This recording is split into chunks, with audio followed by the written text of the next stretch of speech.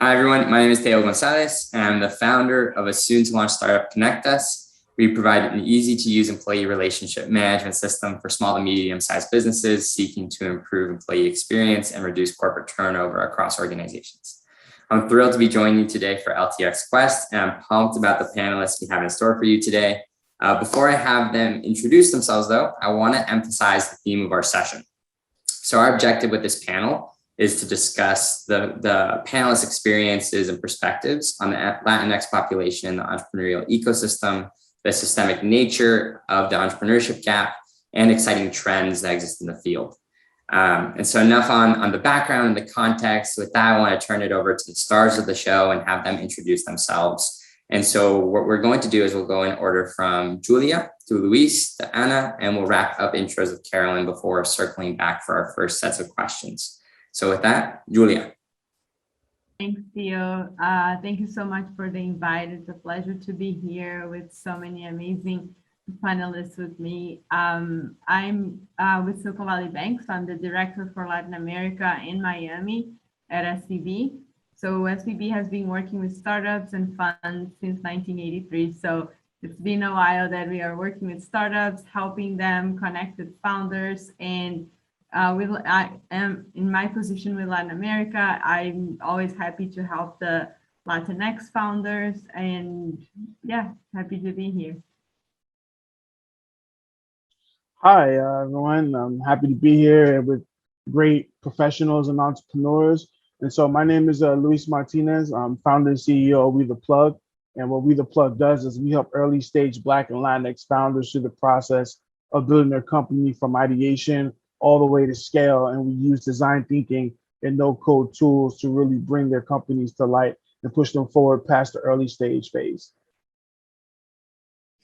Hi, I'm Ana Flores. I'm the founder and CEO of WeAllGrow Latina Network. We're a community of impactful Latinas. We've been around since 2010, have had many iterations since then, but really our mission has stayed core, which is to elevate the voices and stories of Latinas via the power of community. On a personal side, I was born in Houston. My mom and dad are from El Salvador. And I live in LA now with I know is going to be an entrepreneur one day, my daughter who's 14. And I love that I'm from Houston because I have a fellow Houstonian here. Carolyn. Yes, I love that. Hi, everybody. I'm Carolyn Rodz. I'm the founder and CEO at Hello Alice. We are a community nearly 500,000 strong of small business owners and have a technology that is free for all, but really helps prioritize the needs of the new majority of entrepreneurs, which includes our incredible Latino community, helping them to understand the next best step and milestone for their business and connecting them to all of the helpful opportunities and networks and tools along the way. I am a proud Boliviana living in Houston now, and a mom of 2 boys and married to a Cuban. So super excited to jump into our chat today. Thanks, everybody. Great job with your intros as always. What we're going to go ahead and do now before we go into the bulk of our other questions is just quickly set down some guidance for what people can expect in terms of how we are going to be engaging. Since we're more limited on time, what I'll go ahead and be doing is being a little bit more targeted in some of our questions, but also for a huge number of our questions, we'll try to make sure all of our amazing panelists get to share their thoughts and perspective. And this way we get to make sure we get a lot of insights, even in our short amount of time that we're here today. And I'd be remiss if I didn't do a shout out for all my Boricuas out there before we get started. So for our panelists, the big question I'd love for each of you to start off with is kind of a hybrid. It's either how is the entrepreneur in you born? What brought you to this decision to start something from scratch? Or what has inspired you to your current role? Even if you're not necessarily spearheading your own right, what are you doing to facilitate? What made you want to play that role in facilitating the entrepreneurial ecosystem we have? And so we're going to actually take an inverse order on this one. So instead of having gone from Julia to Luis to Anna to Carolyn, we'll do the reverse. So Carolyn, Anna, Luis, and Julia. Off to you, Carolyn. All right, thank you. I think mine was probably ingrained in my DNA. My grandparents actually ran a cookie and bread and pasta factory in Bolivia, and we used to spend so much time going to the factory. It was such a great tangible way to see entrepreneurship at work in a very tasty way to see it. So I was fascinated by it, not just the business but also seeing how it engaged the community, how they supported their employees. We really were a part of that business because it was so fun to go visit. But I think that was the thing that really sparked it for me and helped me understand. And as I grew older, just always had a fascination with how businesses started and how they worked and the behind the scenes parts of it. Mine is also in my DNA. So actually, I love telling this story because that's where I learned how to dance. My dad was actually had one of the first Latino nightclubs in Houston, La Esmeralda Nightclub. And I would spend my summers and my some of the Christmases with him and just and going with him. I remember to the office and seeing him with the big wads of cash after a day of a night of work, and getting to see him go to the radio stations and the promotion and the marketing and then see it come to life, right? Because yes, I was about 7 years old the first time I went to a nightclub, but it was all in the family business. And I didn't realize also my mom was also, a single mom, and she was also an entrepreneur. So I definitely got it from my family. But it's interesting to know that when I really started my first type of entrepreneurial projects back in the late 90s, it wasn't seen as entrepreneurship, especially I guess for women. It was seen more as a freelancer, right? As her girl hustling, going out and doing their own thing. So I didn't actually identify as an entrepreneur. I went to say until like maybe when I launched this business that felt as a solid business with a very uncommon path to get there. Yeah, so you guys have such nice stories. Mine's a little bit different. I got my inspiration, from my environment. So I grew up, my parents, they came from Honduras, and they popped us right in the middle of the projects in Brooklyn. And so, I got my inspiration from the streets. And so, when I was 14, decided I wanted to go into pharmaceuticals. And, that was a whole nother story.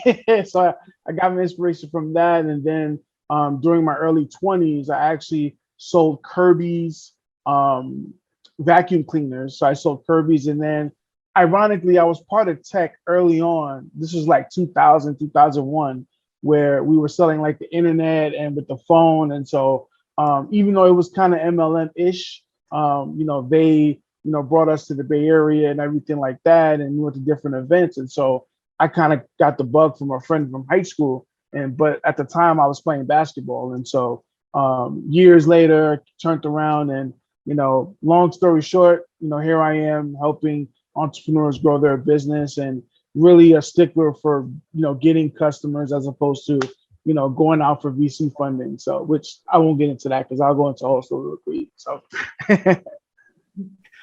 A great story. Yeah, so for me, I'm not here as an entrepreneur. I'm here supporting the entrepreneurs, and I'm really proud to see not only the panelists here, but all the Latinx, Black women, diversity, and all the entrepreneurs really in Latin America, changing the region, changing their communities, changing here in the US as well. I'm based in Miami, but I'm from Brazil, so there's this connection. My dad was an entrepreneur, so I saw him struggling with his textile business for a while. So for me, it's really important to be here and be supportive and be able to connect the entrepreneurs to the resources they need. So not an entrepreneur, but a support for all of them. Awesome. No, great stories and huge variety here. Those it's been around for generations, and those who are finding their way in it right now for the first time. I'm in that latter group, and it's cool hearing how everyone's kind of managing those components. One thing I'd love to dive deeper into is it felt like there was a theme, which is trying to elevate those around you and also trying to figure out what it looked like, whether it was evolving your role into entrepreneurship in terms of what people perceived it as Anna was saying, or figuring out what made the most sense for the path. And so one thing I'd love to dig deeper into, and this is for Carolyn and for Julia, when you think about the systems that are at play in terms of who are the decision makers for the future of entrepreneurship in Latinx businesses, and what are the barriers keeping people out, or what are the things that we're doing to help people get into it that people should be aware of. Could you give your perspective on what those systems are? And by the way, obviously, although it's for Carolyn and Julia, if Anna and Luis, if you have additional perspective, do feel free to chime in as well. But we'll start with Julia, and then we'll go to Carolyn. So the systems that are in place to support entrepreneurs. What are we doing to bring them into it? So I know you're doing a lot of great work on that front, but also on the flip side, what are the systems that we're trying to overcome that are keeping people from being able to really thrive in their entrepreneurship journey? Yeah, I mean, we are seeing a lot of new initiatives to support diversity, Latinx specifically, in tech, and in like Hello Alice, for example, is a great platform to support these people, these entrepreneurs. So at the bank we have separate divisions in the bank that work with diversity entrepreneurs and diversity fund managers. We support organizations like I'm on the board of Latinas in Tech to support Latinas that are either entrepreneurs but are working in tech. And I think we need more support for the entrepreneurs, and it's getting better, but I think still have a way to go, and education. So sometimes you are a Latin person that lives in a community that you think you can never be an entrepreneur, that you can never get to start a startup. So I think you need a lot of education and to show them that they can do it, and that support from people that have done it. Well, I have so many opinions on this topic, but I think the greatest barrier is access to capital. It is so hard to run a business, and it takes a lot of time to get it up and going. Everything takes longer than you think. Everything is more expensive than you think. Mm-hmm. And access to capital is a huge one, which is why we're seeing such difficulties, I think, among the Latinx community, is that the access to capital, we are, by our nature, I think, a little bit more risk averse when it comes to taking out loans, to leveraging up a bit to build a business. And it is really difficult. When you think about the venture capital path, I'm actually going to give Silicon Valley Bank a big shout out here, because it was really them who bet on us in our Series A over at Hello Alice when we were raising funds. They ended up leading that round for us, but it was a Latino at the helm. It was John China, who was a great advocate for us. So I think when I think about overcoming a lot of these systemic barriers, it is who is advocating for Latino businesses and who's out pushing them and making those introductions and getting them in the doors and building the networks for them that we otherwise wouldn't have access to. A lot of us didn't come from this country, or we grew up in communities that have a lot of small business, but don't necessarily have a lot of high growth businesses with a lot of resources and funds to deploy. And so I think those are the networks that we have to start to open doors for one another and really help pay it forward to grow that. Awesome. Do Anna or Luis have anything you want to add on that one? Make sure we get your chance in there. I'll let Anna go first if she has something. Well, I'm very much aligned with everything that both said, and especially Carolyn, about opening up the resources and reframing the way that we think also of access to capital, because we often forget that as a community, we are incredibly powerful, and the power that if we really focus on how are we going to support each other and what that looks like, we can definitely change the narrative. And one of those examples that I would love to bring to the table is actually my good friend, Patty Rodriguez and Ariana Stein from Little Libros. And I don't know if any of you saw what they did recently, but they opened a crowd equity funding campaign. Within 24 hours, they had reached over $1 million. Within those 24 hours, they had about 600 funders, and about 90% of them were Latinas. So that tells you the power of the community showing up for the community, that the fundraiser is still open, and I think they already hit $3 million. This was a self-funded company, and they found a way to utilize the power of the community, which is what we advocate for the most. What does that look like? It looks like what Carolyn was saying, opening the door, right? Bringing somebody up. When you open a door, how can you open that door for somebody else? That's why when one grows, we all grow. There goes a plug. But that really is what it means. How can we really look internally to the systems that we can now create not only have to destroy the ones that exist, but recreate them from inside, from the power that we already hold within. Wow. Yeah, and one thing I'll add is I have a slightly different opinion about access to capital. Most people have that as their number one. I don't. I usually have that as probably 2 or 3. My number one thing is learning how to run a business. I think far too many times, especially in the early stage founders that I speak to on a daily basis, we have these conversations where they're reading TechCrunch, they're reading all these different types of publications and magazines, and they're seeing someone raise $100 million, 200, 500, this and that. And that becomes their main focus. They're worried about pitch competitions. They're worried about, trying to get the money for their business as opposed to getting customers. And it ends up being a distraction. And so I'm always in the camp of go get customers, go get product market fit. And it's not the sexy thing to say because everyone wants to hear access to capital.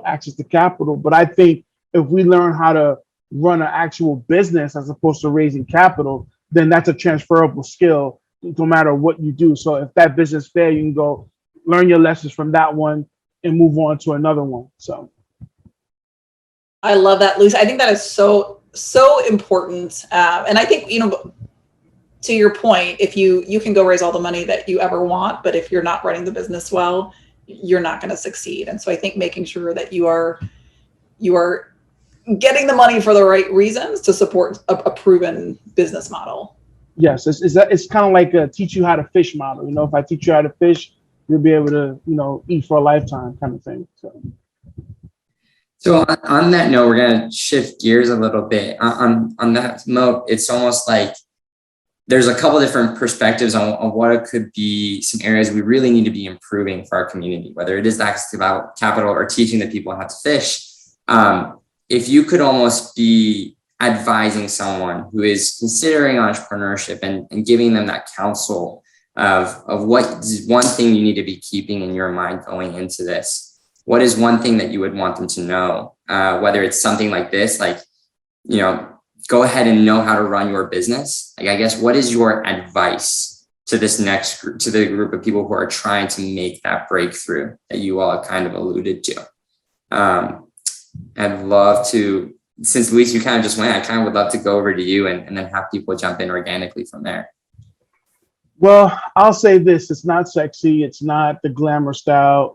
It's not, sipping mimosas on the beach. Like, this is a very difficult thing to really, especially if you're starting with an idea with nothing. And so the advice that I usually give founders is you got to have self-awareness of who you are, because who you are is going to dictate where you're going to go. A lot of times you run into founders that are egocentric and they think they have the greatest idea, not knowing that, there's 300 people behind them that have the same idea.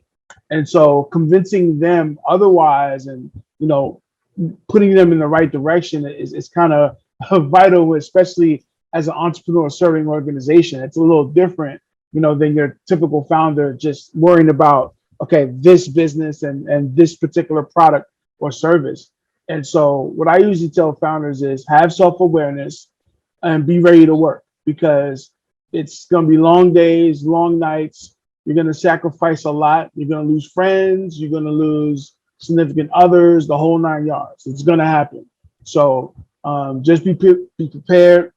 If you're going to go into a project or startup, it's going to be a 3 to 5 year process. And we're talking about from the moment you have the idea, when you actually implement on it, to the moment you decide to close it, or it's a successful business.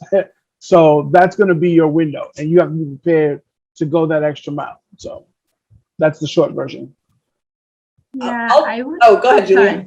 No, okay. You go for it.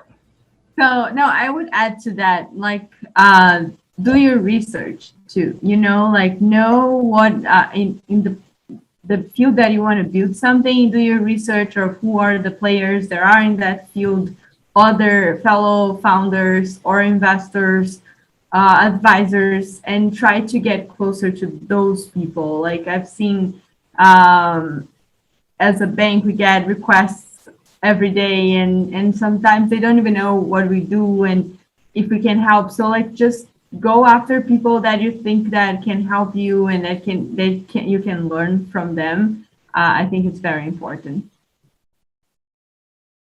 I'll add solve problems. I think the greatest value an entrepreneur can do is solve problems for your customers all the time. Think about what they're dealing with, get in their headspace and solve their problems in ways that are meaningful to them. Solve problems for people that you're trying to network and connect with and add value to their lives.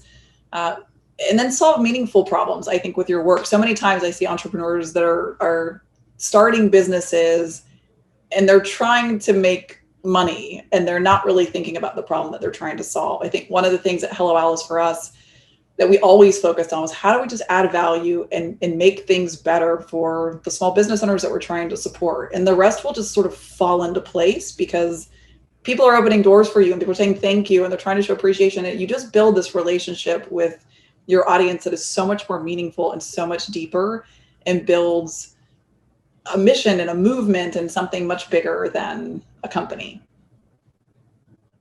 All of the above, all of the above. And I'll add, sprinkle into everything that's been said is the power of your networks, to be very intentional about the people that you are going to surround yourself in this entrepreneurship journey.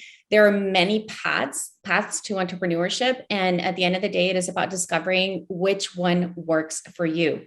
There's a lot of hype right now about VC funding, and it's amazing that finally our communities have a lot more access to funding, but it's not for everyone. So we have to be careful in being really, really authentic from the beginning of what is my why, right? What is the problem that I'm trying to solve? And what is the best path for me to get there? Because maybe the path that is right for you is not the one that is being celebrated in the media and et cetera right now. But it is important that you recognize what it is that your business is trying to achieve for your customers, for your community, and for yourself, and surround yourself with the people that will uplift you in that path that you have chosen. Yeah, I just want to. Oh, go ahead. No, go ahead. Okay, I just want to add on the funding side. Like, I totally agree, and I think it's not only if you want funding, but also how much funding, because sometimes a lot of money is too much money. You have to manage the money. And also, like, who's giving you the money? You're going to be married to that VC for 10 years or more, and it's harder to get out of a VC relationship than an actual marriage between a couple. So it's not, I just want money at all costs. You have to really think how much money and smart money and who's going to be there for you and add more than just capital is available. So who will add more than just the capital? So I just want to add something real quick to what Carolyn just said with founders, and kind of elaborate on what I said earlier about having self-awareness. Understand your skill set, because what happens is the lowest hanging fruit is that founders are building companies around their skill set. Far too many times I see someone, and I'm just kind of making this up, someone that has been in construction want to start a pharmaceutical company, right? Those skill sets don't necessarily match. And so I would tell founders, understand what your skill set is, right? Able to build a business around that with your knowledge and skill set. And now you can delegate out to others and make it work. So be immersed in the problem, understand the problem. Most startups really start because that person has been immersed in the problem for a significant amount of time. So. Absolutely. Amazing responses again, everyone. Well, on that note of leaning into your strengths, what are some things that you think enable the Latinx community specifically to be really well set up to rise and take on their entrepreneurial journey or contribute towards the success of others? I'd love to see, Anna, if you have some initial thoughts. And we're incredibly resilient, right? And resiliency is that what we all understand, especially after this year, right? How important it is to be resilient, and we definitely have that in our DNA. And we not only are we resilient, but we are also very open to different perspectives in many sense. So that allows us to see different paths when for others, maybe the path might be closed. We will get into problem solution mode very, very quickly. We're the ones, that we will be selling fruit and flowers out in the streets. So we have to, because we will do anything that it takes to make sure that we continue moving forward. So I think resiliency is definitely one of the most beautiful strengths and values that our community holds. Yeah, and that's very tied to creativity too, right? I think like because we are resilient, because coming from Brazil, coming from Latin America, there's so much that need to be improved and that can be better in our countries that we get creative with solutions. And I think that's a very strong trait of the Latin community.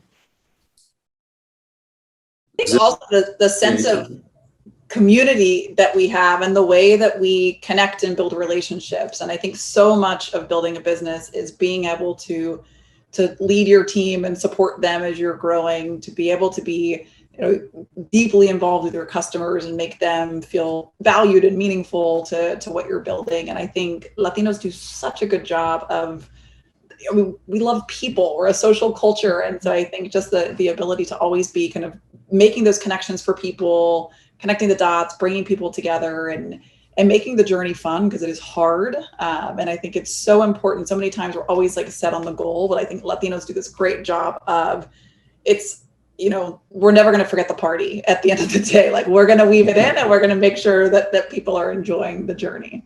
We dance a salsa or a samba in between. Exactly. Yeah, and I just want to like say this, and I'll take this a little different direction.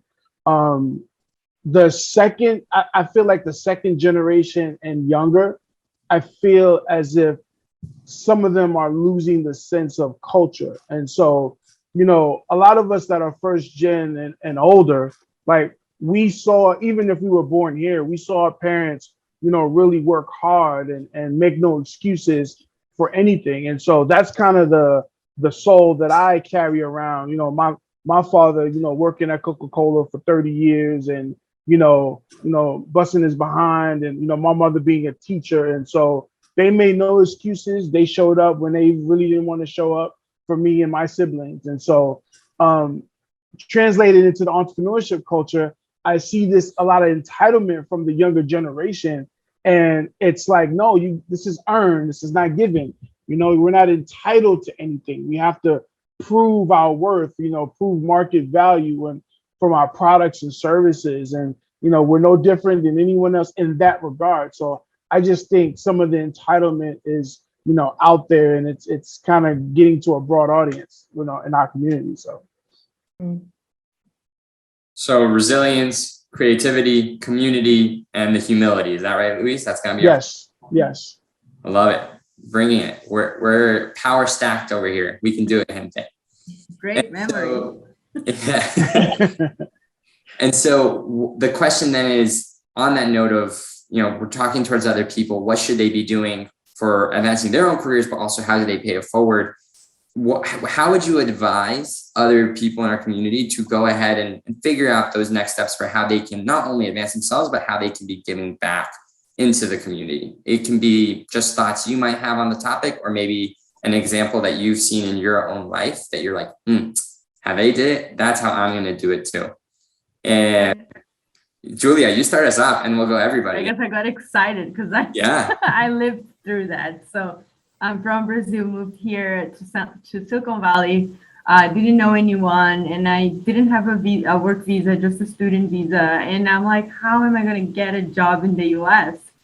So I met a Colombian girl, a Mexican, and a Venezuelan, and we started meeting, and which is now Latinos in Tech, but we started meeting to talk about how we could help each other find jobs and negotiate our salary while negotiating our visa at the same time.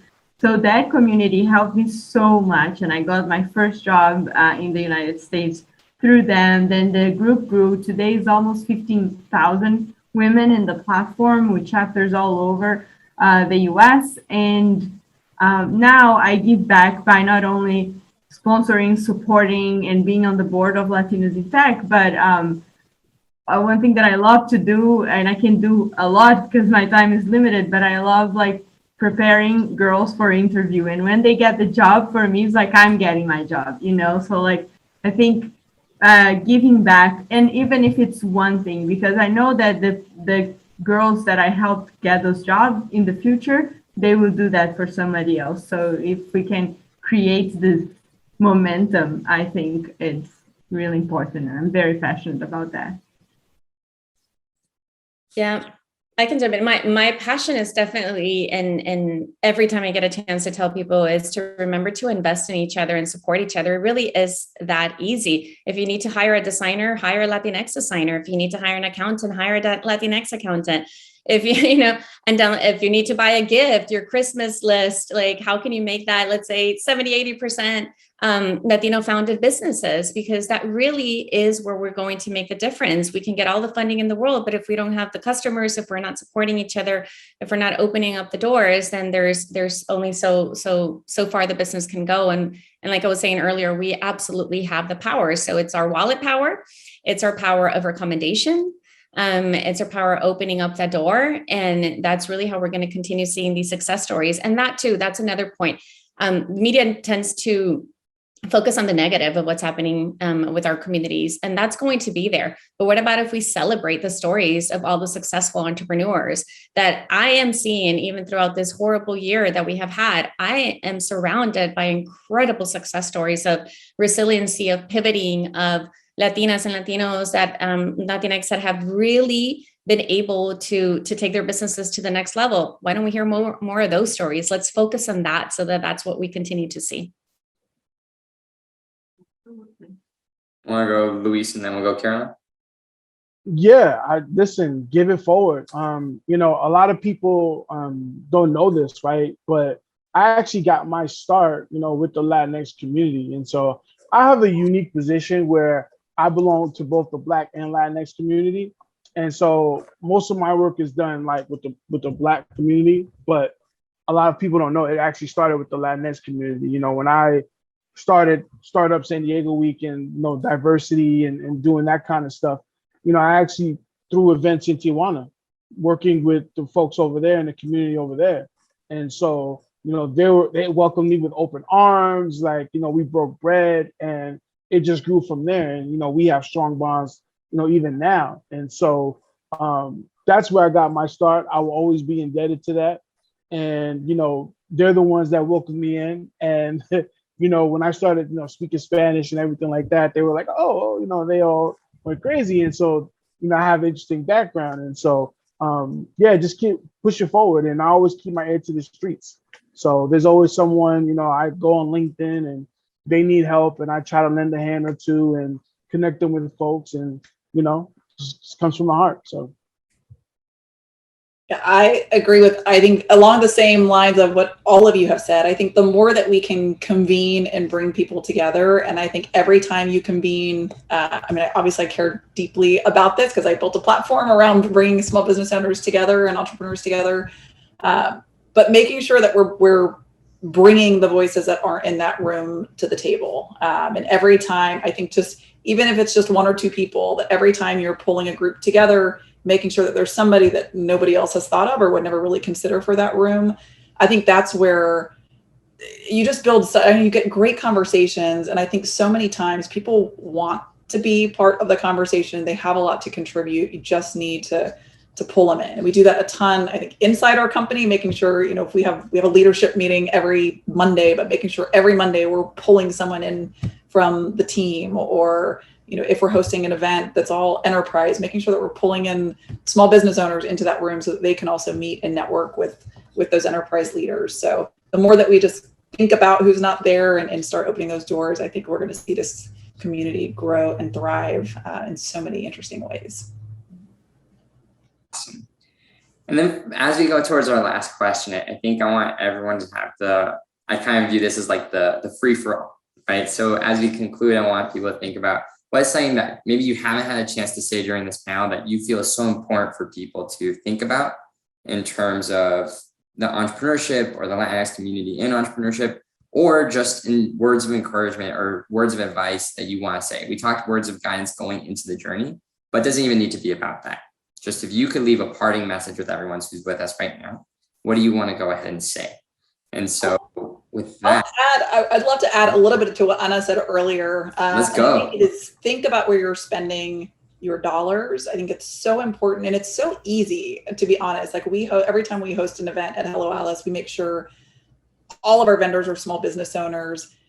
And we end up with these really interesting, like just great purchases and integrations into these things. And so just be really thoughtful with how you're spending your money, where it's going, and who you're supporting. I'll say, take really good care of yourself. This is a long journey. It's a marathon, as I like to say. And we definitely have to find ways to fill our own cup and really have conversations about entrepreneurship also from the soul-centered place and how we are taking care of ourselves as we drive forward our journeys. I would say don't be afraid of the setbacks. The three of you are entrepreneurs, and probably you have times that you thought about giving up, you thought that everything was lost. And I work with entrepreneurs that are going through this now every day. And there's this one entrepreneur that he did not have $10,000 in the account anymore. And he's like, I'm going to go under. I think I'm going to have to close the doors. And he raised a huge round of funding due to the pandemic, because then his business just changed. So like, be resilient. Don't be afraid of the setbacks. Reach out to friends and keep going. Yeah, every time I do a talk or a workshop, I usually have a saying. I started off by saying this: obligation shouldn't wake you up it shouldn't wake you up in the morning. Opportunity should. And so what that means is that we all are human beings, right? We wake up with obligations of, to our families, to our companies, to our employees, to the customers that we serve. So those are usually under obligations. And sometimes we can get caught up in, life and, all that good stuff. But sometimes it's great to look at that as an opportunity to be better at those things and, look at it from the bright side. And so it's always, every time you wake up in the morning, is an opportunity to be better entrepreneur, better person, better employee, all that good stuff. So, yeah. I'm writing that one down, Luis. I like that. I like that too. It's like every day is a new day to be better. And yesterday is gone. Tomorrow doesn't exist. So work on today, on the present, and you're going to be fine. So this is where we actually reveal it's not only an entrepreneurship panel, it's a motivational speaking panel. So of course. Their information, go find them. Now we're going to all meditate together. Yeah, exactly. We go meditate. But thank you all so much for your insight. Thank you for everyone who's joining. But this was really fun. I had a blast hearing from you all, for real. Julia, Luis, Anna, Carolyn, thank you so much. Yes. We're cheering you on. You're making everyone so proud in the community. And we can't wait to come see what comes next for you all and for all of the listeners too. So thank you for your time and enjoy the rest of the conference, everybody. Gracias. Thanks, everybody. Obrigada. Thanks, everybody.